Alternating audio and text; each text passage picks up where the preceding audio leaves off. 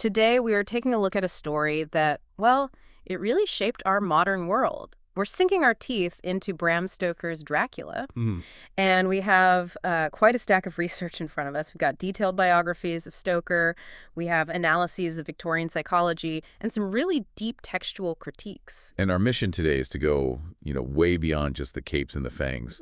We're looking at one of the biggest ironies in all of literary history. Which is? That this 1897 supernatural thriller, which was written by a man who died believing he was a total commercial failure, didn't just define the vampire for the next, 127 years. Right. It actually gave us a chillingly relevant, almost step-by-step blueprint for understanding psychological manipulation, for understanding grooming, and even digital predation right here in 2025. That's the core of it, isn't it? That Dracula isn't just a horror story. Not at all. We're arguing that it's a manual for how to recognize those sophisticated, charming monsters that live among us. Whether they're in a Gothic castle or, hiding behind a very slick, highly curated online profile. Exactly. So to really get this, you have to understand the man behind it, the striking, almost tragic irony of its creator. You really do. Yeah. I mean, Bram Stoker died in 1912.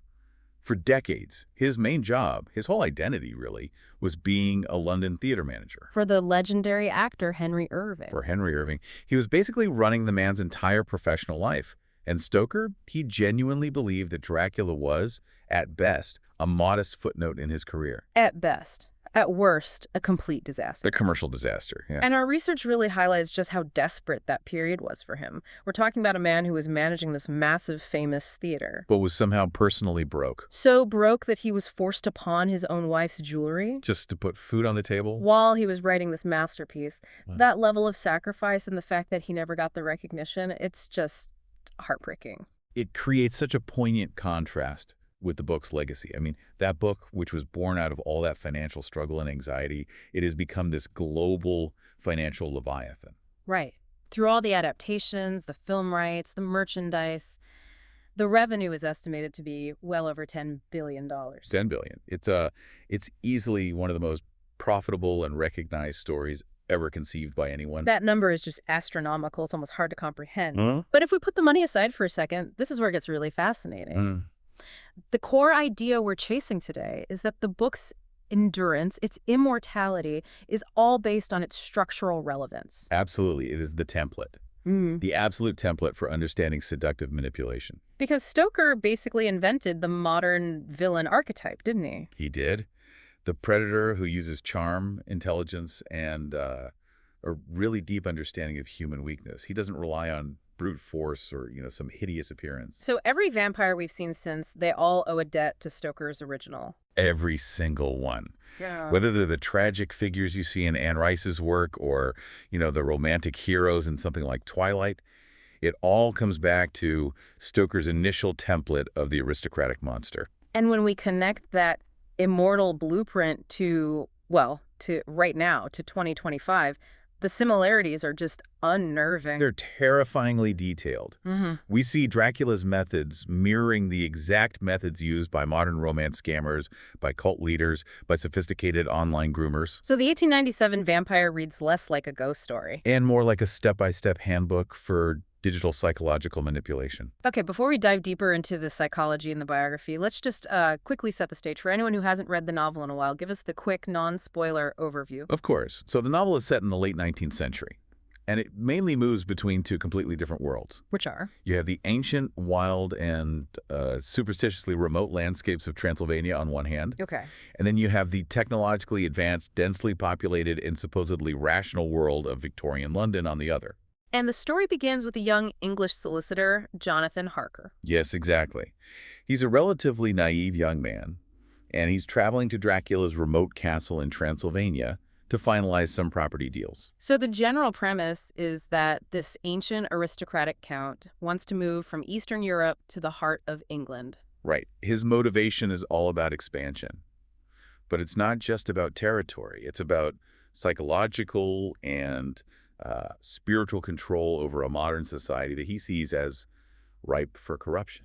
And this move, of course, forces a confrontation with this very modern, very rational society. Exactly. The conflict is really about this small, dedicated group of mostly English individuals. They're led at first by people like Harker's fiancée, Mina Murray, and then later organized by the academic professor Abraham Van Helsing. And they have to confront a threat that just defies all their modern scientific understanding. It's a race against time. First, they have to even comprehend the nature of this seemingly unstoppable supernatural evil, and then they have to find a way to stop it before it completely infects London society. Before it contaminates the women they love. Precisely. It's a story about the collision between ancient superstition and Victorian modernity. So now let's move to the author himself, because Abraham Stoker's story gives us this crucial lens for understanding why Dracula is the specific kind of predator he is. It's the essential context. Stoker's main career, his whole life, was spent managing the Lyceum Theatre in London. And this wasn't just some, simple clerical job. Oh, not at all. He was essentially the chief operating officer, the personal secretary, and the publicist for the greatest, most powerful, and arguably the most demanding actor of his time, Henry Irving. And that relationship is the engine behind so much of Dracula's character. It really is. The sources call it the Irving shadow. And to really get it, you have to understand Irving. So what made him so magnetic and so demanding? Irving was just this force of nature, financially and artistically. People who saw him on stage described his presence as hypnotic. He had this ability to command absolute devotion from everyone in his orbit. And Stoker, as his manager for decades, experienced this firsthand. Every single day. His job was all-consuming. He handled the money, dealt with Irving's frequent mood swings, organized these massive international tours. He was constantly curating Irving's public image. So it wasn't just managing a theater. He was managing this larger-than-life personality who demanded total, unquestioning loyalty. Precisely. Stoker was, in effect, giving up his own life, his own creative pursuits, to make Irving's artistic dreams happen. And the theory is that he channeled all of that into the Count. It's a very strong theory. Dracula has Irving's devastating charisma, his ability to command that absolute, almost spiritual devotion. But Stoker flips the script. Yes. He channels that power for purely evil, consuming purposes. It lets Stoker explore what happens when that kind of irresistible charisma is used to exploit people rather than to elevate them. Which makes the Count dangerous in a completely different way. He's an emotional and psychological manipulator first. Exactly. Stoker knew firsthand what it felt like to be constantly subservient to a figure whose every need came before his own. And that insight, that's what allowed him to craft a villain who isn't physically terrifying at first sight. He's terrifying because of his sophisticated, irresistible psychological influence. Right. And then you have the financial desperation that was driving the actual writing of the book. It's hard to believe that the manager of such a famous London institution could be so broke. It seems impossible. Well, theater economics were precarious, and Irving was notoriously demanding and often financially reckless. So Stoker was working these incredibly long, late hours at the Lyceum, and he wrote most of Dracula in the evenings and early mornings. Out of sheer financial necessity. Yes, that anecdote we mentioned about him pawning his wife's jewelry to buy food just shows you the extent of his personal struggle while he was also upholding this lavish public image for the theater. And the irony is just profound. The creation, born out of this extreme humbling need, became a massive, self-sustaining financial machine. It would have solved all his problems if only he had lived to see its success. Let's shift a bit to Stoker's personal transformation, because it seems to inform the novel's themes of physical corruption and helplessness. It absolutely does. Yeah. Stoker's childhood gave him this profound, intimate understanding of physical vulnerability. He was sick as a child. Very. He was sickly and bedridden for much of his early childhood with some undiagnosed condition. For those first 7 or 8 years of his life, he was totally dependent on other people, trapped in a body that felt completely outside his control. And you can see that vulnerability in the novel. Oh, clearly. It profoundly influenced his portrayal of Dracula's victims, especially characters like Lucy Weston-Raw or even Jonathan Harker in The Castle. They become prisoners in their own bodies. Exactly. They're often lucidly aware of the corruption, the draining, the transformation, but they're physically helpless to resist the terrible magnetic pull of the Count. It's the ultimate psychological horror, being awake for your own physical and spiritual betrayal. But his story isn't just about weakness, is it? It's also about transformation. Right. That makes the counterpoint even more dramatic. As a young man, Stoker had this remarkable physical recovery. She became a star athlete. He transformed into this highly athletic figure who excelled at football and athletics at Trinity College, Dublin. And that personal journey, from absolute weakness to strength, it informs the novel's larger themes. The body's terrifying capacity for radical change, whether that change is a heroic resurgence or a monstrous, seductive corruption.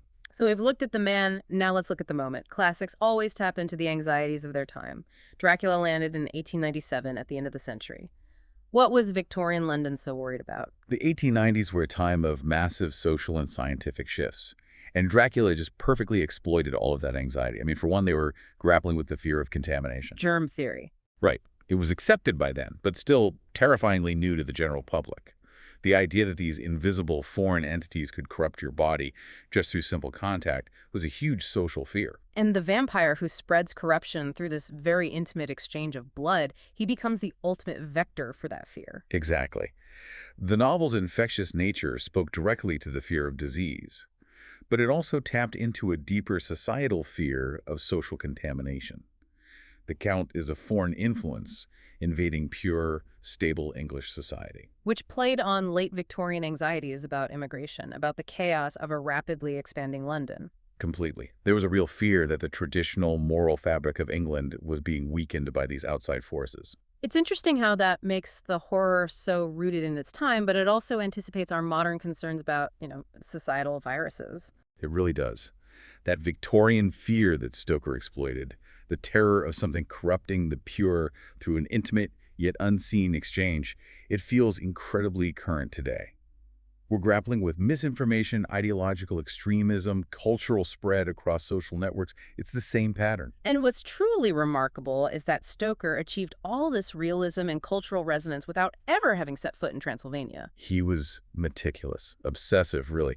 He spent 7 years, according to our sources, at the British Museum and other libraries, basically doing a doctoral study. He read medieval histories, travel guides. For crucial texts like Emily Gerard's essays on Transylvanian folklore, he even interviewed Eastern European immigrants in London to gather genuine folklore and customs. He built an entirely authentic landscape from all these disparate facts. And of course there's Vlad the Impaler. Yes. Stoker found the historical figure Vlad III, Prince of Wallachia, who reigned in the 15th century. The Impaler. He earned that grotesque nickname from his brutal methods of execution. He used sheer, overwhelming terror to control his enemies. Stoker used that historical connection for the name Dracula, which means son of the dragon or devil, and to establish the Count's ancient aristocratic roots. But the key thing to take away here is that Stoker transformed the historical figure from just a brute tyrant into something much more subtle. That transformation is everything. The real Vlad used raw, overt violence. Stoker's Count uses seduction, calculation, and psychological mastery. He researches his victims. He studied their legal systems. He learns multiple languages. He charms them before he consumes them. By elevating the monster from brute force to intellectual cunning, Stoker made him infinitely more disturbing. A monster who studies you before he strikes. And his genius was blending that research darkness with incredibly specific, grounded reality. He made the impossible seem documented. The best example is the shipwreck sequence, where Dracula arrives in England at the seaside town of Whitby. Stoker was on vacation there when he saw the actual wreck of a Russian ship, the Dmitri, during a storm.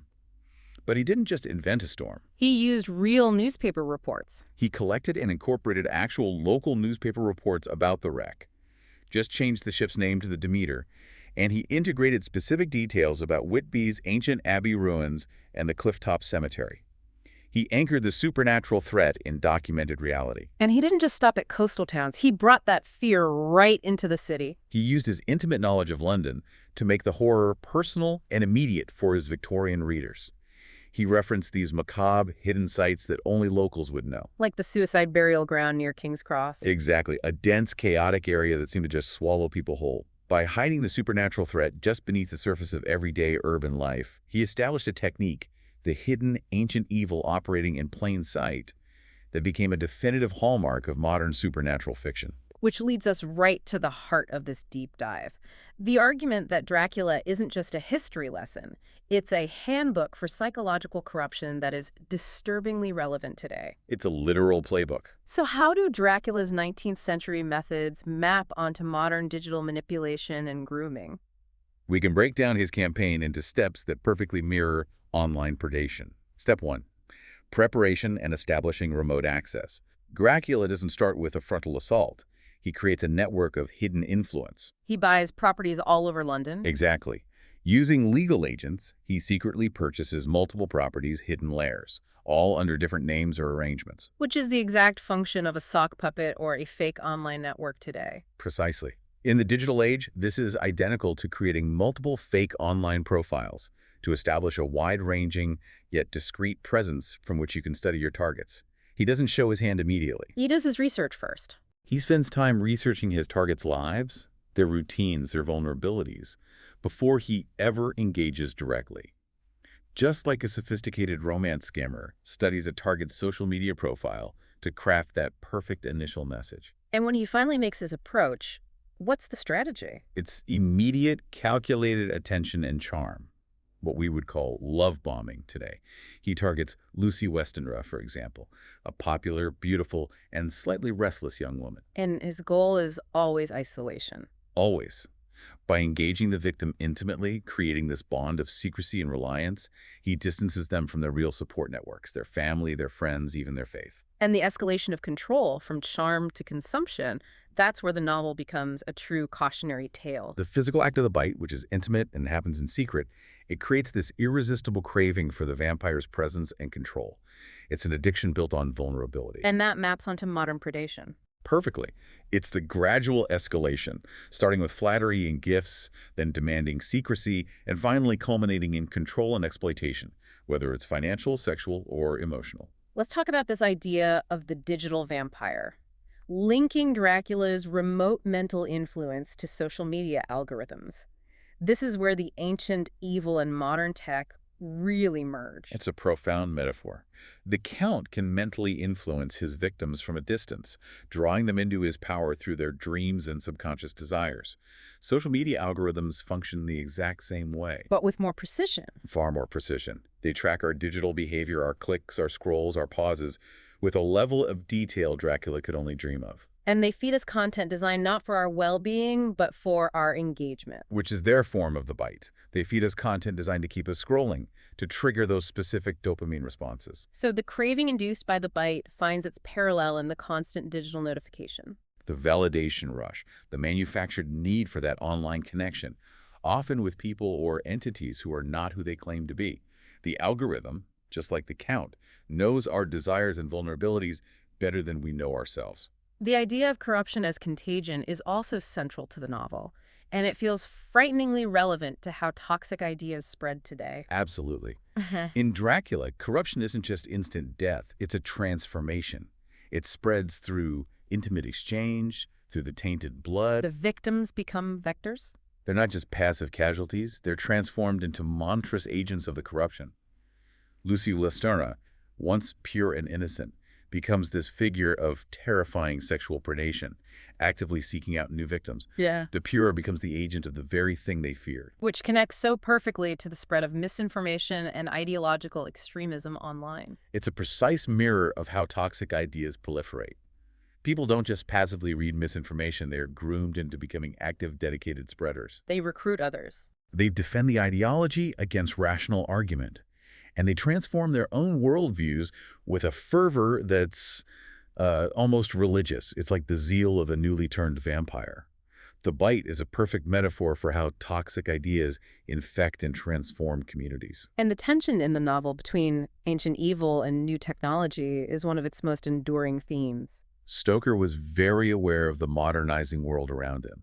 The telegraph, early recorded sound with phonographs, advanced blood transfusions, these were all cutting-edge innovations. And he makes sure the heroes use them. He does. They use the latest technology to hunt the ancient evil.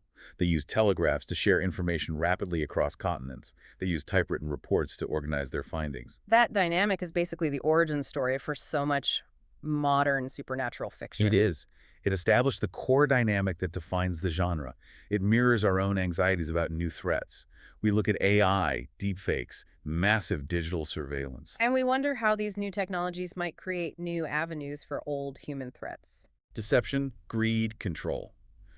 The team in Dracula, fighting with typewriters and telegrams, is structurally no different than the heroes of the X-Files fighting with computers and satellite phones. Okay, let's talk about the characters. Stoker created these figures that were so potent they became instant archetypes. Let's start with the Count himself, the sophisticated monster. Dracula completely revolutionized the fictional monster. Before him, monsters were often, overtly repulsive or bestial. Just ugly brutes. Right. Stoker created a villain who was seductive, highly intelligent, and refined. He speaks several languages. He knows English law. He maintains this aristocratic veneer. And that sophistication is key. It makes his underlying cruelty and primal appetites so much more disturbing. Because they're lurking beneath a mask of civility, he's the template for the charming psychopath we see everywhere now. Absolutely. He is the progenitor of characters like Hannibal Lecter, who are dangerous precisely because they are cultured and can manipulate social norms. Stoker taught writers that the most terrifying villains are the ones who can blend seamlessly into civilized society. It makes the fear about deception, the fear that the person across from you isn't who they appear to be. Exactly. Then you have Van Helsing, the indispensable archetypal expert. He's the prototype for the mentor figure. He is. He's a Dutch professor, a man of science, a doctor, an academic, but he's also open to ancient wisdom and folklore. He represents that necessary union of modern scientific rationality with the knowledge of spiritual remedies and ancient traditions. He's credible because he refuses to dismiss the evidence, even if it's supernatural. Precisely. He is the original knowledgeable outsider. He's credible because of his academic credentials, but he's practical because he has experience fighting evil. He establishes that crucial need for a guide who can bridge the gap between the known scientific world and the terrifying supernatural reality. He's the template for every modern paranormal investigator. Every single one. And then there's Mina Harker. She's perhaps the most modern character in the whole novel. Mina is essential. She is the engine of the investigation. Stoker portrays her as this incredibly intelligent woman who uses the new technologies of her era. She operates the typewriter, she organizes all the research. She uses shorthand to compile all these disparate documents into a coherent narrative. She is the administrative organizational center that allows the male heroes to succeed in their physical hunt. And her resistance to corruption is just profound. Her moral and intellectual strength is what defines her. Even after she's compromised, mentally connected to Dracula through the blood exchange, she uses that connection to aid the hunt. She feeds information back to her protectors. She's the template for modern heroines in this genre. Intelligent, resourceful, and capable of tremendous personal sacrifice while maintaining their own integrity in environments that are designed to corrupt them.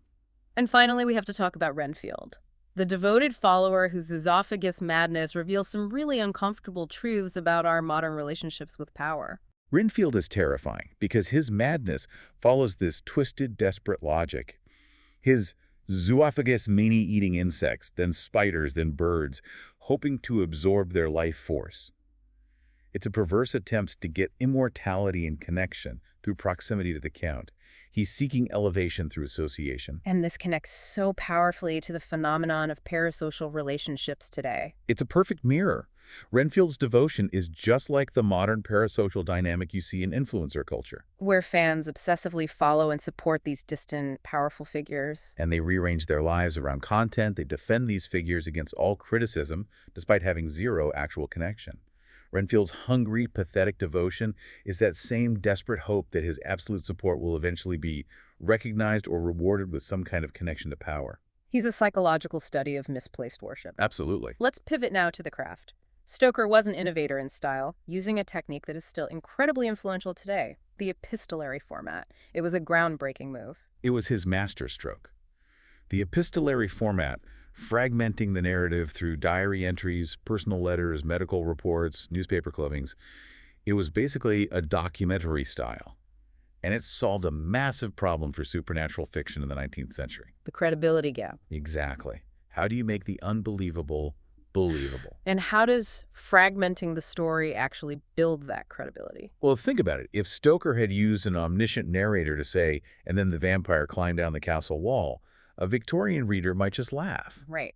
But by presenting the events as documents, as real, verifiable evidence being examined by characters who are themselves skeptical scientists or solicitors, Stoker makes you, the reader, feel like an investigator assembling a true crime case. It provided this unprecedented level of authenticity for a story about the impossible. And the brilliance is also in the variety of voices and documents and how they all contrast with each other. Precisely. You see the world through multiple subjective lenses. Jonathan Harker's initial diary entries are formal, rational, initially dismissive.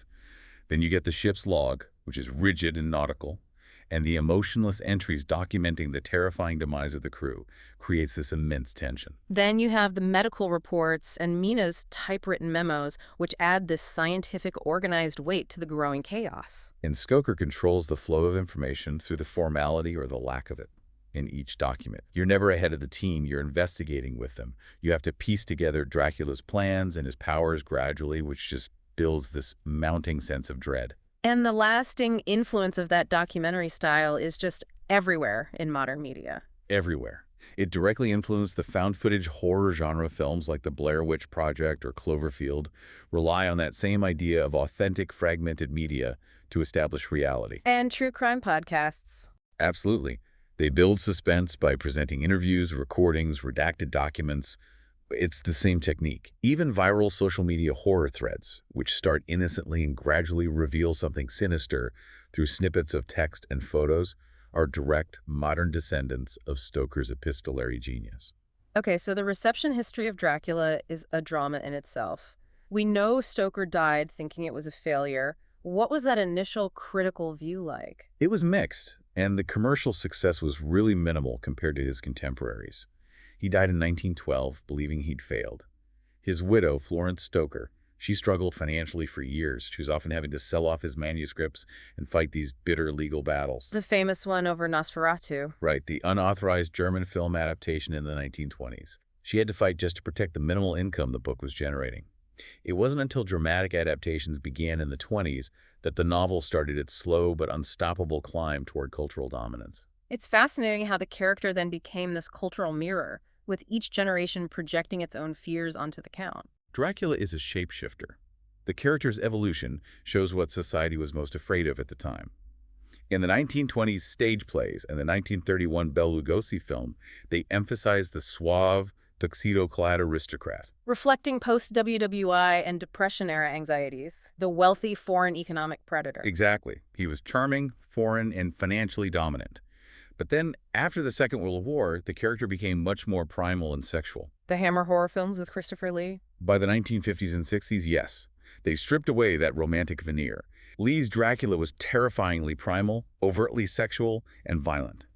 And that reflected changing societal attitudes toward sexuality and authority, and this post-war skepticism about civilized facades. It brought the monster's latent barbarism right to the surface. And today, the interpretations are almost endless. Exactly. Today, Dracula can be a tragic romantic hero, a symbol of sexual liberation, a metaphor for disease or addiction, or even a corporate overlord. The template just works because Stoker's original villain was specific enough to feel real, yet universal enough to accommodate endless reinterpretation. Let's try and quantify that influence. The statistics for adaptations are just staggering. They're monumental. The character of Dracula has appeared in over 200 films. To put that in perspective, that makes him the second most featured fictional character in film history. Second only to Sherlock Holmes. Only to Sherlock Holmes. And if you include television, comics, and stage productions, the number just swells to the hundreds.